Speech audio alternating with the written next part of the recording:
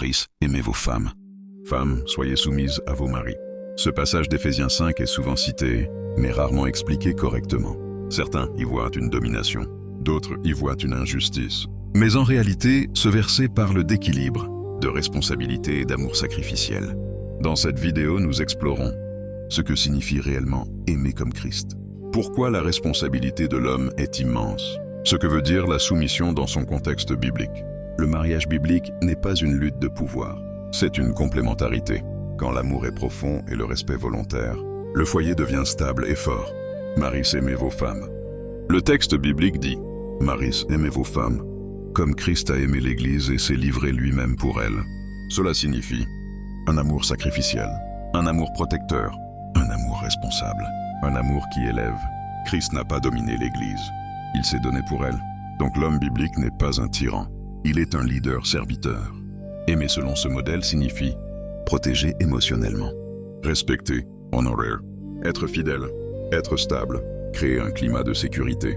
La vraie autorité spirituelle naît de l'amour, pas de la domination.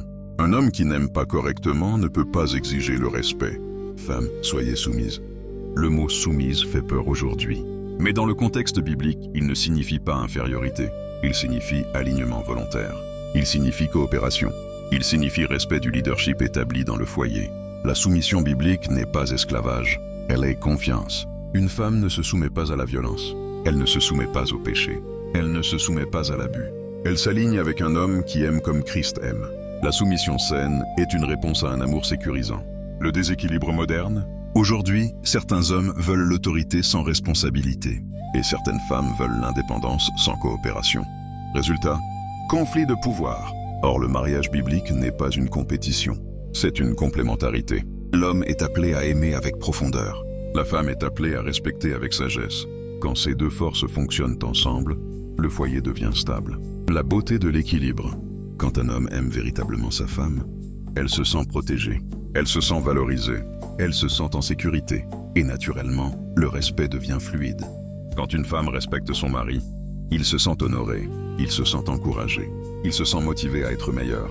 L'amour nourrit le respect nourrit l'amour. C'est un cercle vertueux. Ce verset ne parle pas de domination, il parle d'ordre, d'équilibre et de responsabilité. Le mariage biblique n'est pas basé sur la force. Il est basé sur l'amour sacrificiel et le respect volontaire.